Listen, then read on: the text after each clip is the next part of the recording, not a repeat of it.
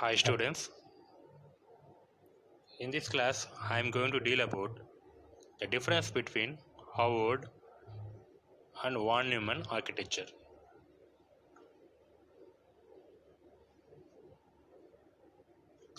See here, from these two block diagrams you can easily understand the difference between the Howard architecture and von Neumann architecture. First, see the Howard architecture. What you observe? In Howard architecture you can see two memory blocks. One is the program memory and another one is the data memory. Right now, coming to von Neumann architecture, you are seeing only one block for ROM and RAM, single block here in von Neumann architecture. So I hope that you understand the simple difference between the Howard architecture and von Neumann architecture.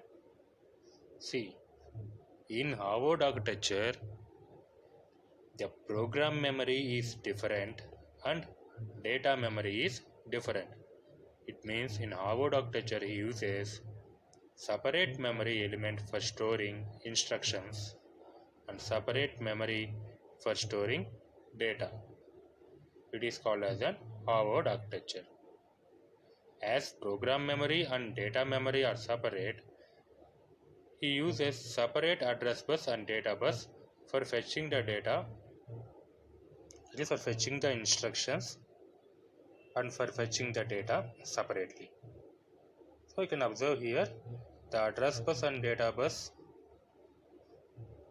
connected for program memory, and here the address and data bus connected for fetching data in the memory. And coming here, these two lines, read and write lines, are used for reading and writing the data to the data memory block. And here program store enable, this signal is used for storing the enabling the program block so that we can read the instructions from this program memory to the CPU. And coming to von Neumann architecture, see here he is using only single block for storing both program instructions and data here. As he is using single memory block, he is only using address bus and data bus common to both program memory and data memory here. And these read and write signals are used for enabling the read operations and write operations in order to read and write data to the data memory, as well as reading the data from the program memory. Let us see the difference between Howard architecture and von Neumann architecture in detail. Coming to Howard architecture, as I said, it has separate buses for instruction as well as data fetching. This means that the data memory and program memory are separated here in Howard architecture. But in von Neumann architecture, it uses common bus for instruction and data fetching. The memory map shows the address at which each type of memory is located, that is, where the data is present and where instructions is present. It is indicated by the memory map in von Neumann architecture. In Howard architecture, as we seen earlier, separate control signals are used to access program memory and data memory.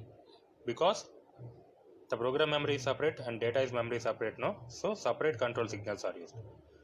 But here, common control signals are used for accessing both program memory and data memory. And coming to next point, see here, this is the advantage of Howard architecture. It allows simultaneous access to the program and data memory. Because they are separate, simultaneously at this same instant you can access program as well as data in Howard architecture.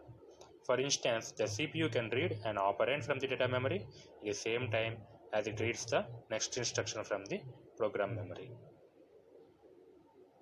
That is, coming to the time constraints, Harvard architecture is better. But in von Neumann architecture, it first fetches the instruction and then fetches the data. Two separate fetches slows down the processor operation. It's true, no? It slows down the processor operation because first it fetches the instruction, then it fetches the data. Coming to Harvard architecture, easier to pipeline. So high performance can be achieved here. Here, low performance compared to the Harvard architecture. And coming to the Harvard architecture, no chances for accidental corruption of the program memory because the program memory is separate and data memory is separate, so no chances of accidental corruption. There is no accidental corruption because both are separate now, since data memory and program memory are physically separated. But here, the accidental corruption of program memory may occur because the data memory and program memory are stored physically in the chip. As you are storing data memory, data and programs in the same chip, there is a chance of having corruption, accidental corruption. And coming to next point, separate decoding logic is required. This is one of the disadvantages compared to the coming to Harvard architecture. Separate decoding logic is required here because separate bus and control signals are used for accessing data memory and program memory.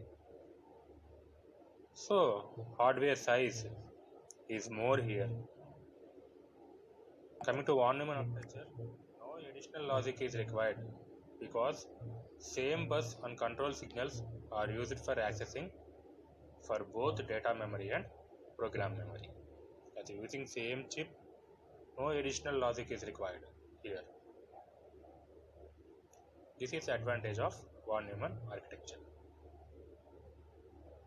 And Harvard architecture is completely high cost because separate decoding logics are there, hardware size is more. These all constraints make it high cost. So von Neumann architecture is low cost because of its less decoding logic. And these are the differences between Harvard architecture and von Neumann